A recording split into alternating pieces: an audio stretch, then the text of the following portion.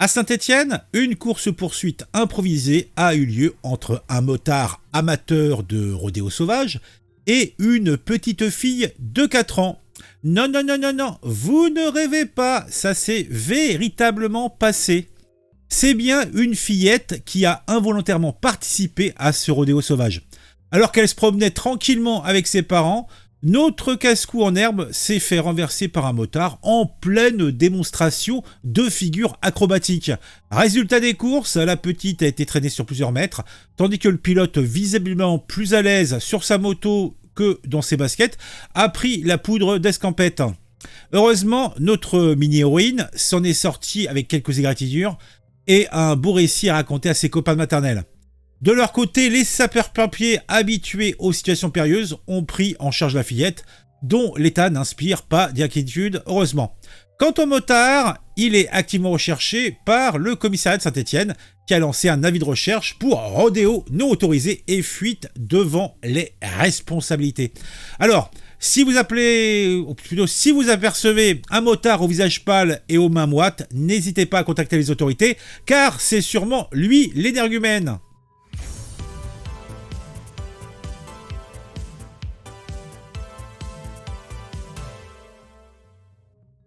Et ça nous rappelle un autre fait divers, hélas. Fait divers, on se demande si ça ne devient pas un fait de société, puisque les exactions de ce type-là, dans nos villes, sont de plus en plus nombreux. Vous vous souvenez, à Brest, j'ai fait une vidéo sur ce sujet, où, hélas, suite à un rodéo, cette fois-ci en bagnole, la jeune Alice, 24 ans, est morte percutée par un chauffard sans permis. Et ce genre de petite incivilité, on en a régulièrement. Alors des fois, ce n'est que des vidéos TikTok ou autres où on voit des énergumènes, on a vu ça il y a quelques mois encore, à Grenoble et autre part, des énergumènes qui sont en moto, scooter, tout ce que tu veux, qui sont en train de se balader dans les centres commerciaux, à pleine berzingue, dans des cités. En fait, ça n'arrête pas. Il y a de ça. Et là, c'est une petite gamine de 4 ans qui s'est retrouvée traînée par un homme à motocross qui se livrait à un rodéo. Et c'est inacceptable, ça va sans dire. Un homme se livrant à du rodéo sauvage à motocross a renversé et traîné une petite fille de 4 ans sur plusieurs mètres avant de prendre la fuite. Et c'était dans la Loire, donc à Saint-Étienne. Et bon, je vous ai déjà dit l'essentiel. Elle a heureusement donc été conduite à l'hôpital et son pronostic vital n'a pas été engagé. Donc au moins, pour une fois, on n'a pas un drame de plus. La fillette, donc on croit rêver, la fillette marchait sur le trottoir avec ses parents. Ça se passe à 19h, on rentre à la maison, lorsqu'un homme en plein rodéo l'a renversé et traîné sur plusieurs mètres. L'auteur des faits a rapidement pris la fuite sur son 2 roues après l'accident. L'enfant pris en charge par les sapeurs-pompiers, moi je vous ai tout dit.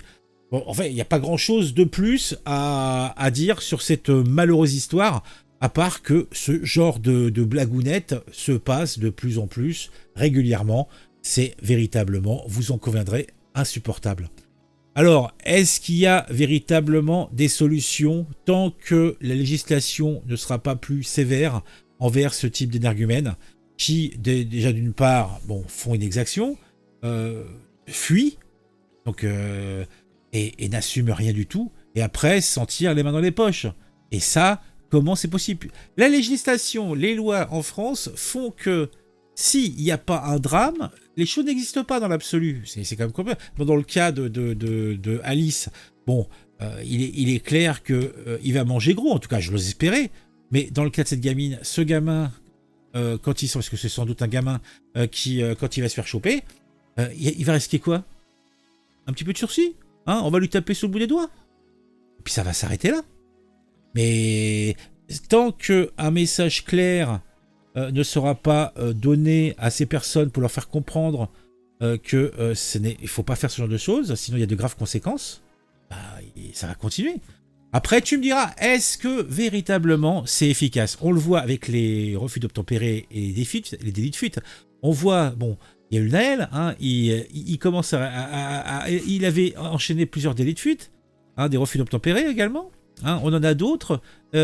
Certains ont perdu la vie avec cette petite blagounette, mais ça n'empêche pas les autres de continuer. Toujours, ça continue. Je me demande, c'est vrai que il est facile pour des personnes comme moi de juger et de condamner, mais c'est vrai que d'un point de vue objectif, quelles sont les mesures qui seraient efficaces pour Alors est-ce qu'on remet en place, je sais pas, pour les mineurs, des maisons de correction? Mais bon, c'est pour en faire si c'est pour en faire des frappadingues, je sais pas. Franchement, je ne sais pas. Je n'ai pas de solution. Éventuellement, dites-moi en commentaire si vous avez des idées sur le sujet, parce que moi, je vous avoue que je ne sais plus quoi penser, je ne sais pas quoi dire, à part constater les dégâts, constater les drames humains que nous voyons. Mais bon, mettez un j'aime, mettez un commentaire, dites-moi ce que vous pensez de tout ça. Si vous le souhaitez, vous pouvez également vous abonner à la chaîne. Et puis, on se retrouve très vite pour une nouvelle vidéo sur un sujet qui m'a intéressé et qui, je l'espère, vous intéressera aussi.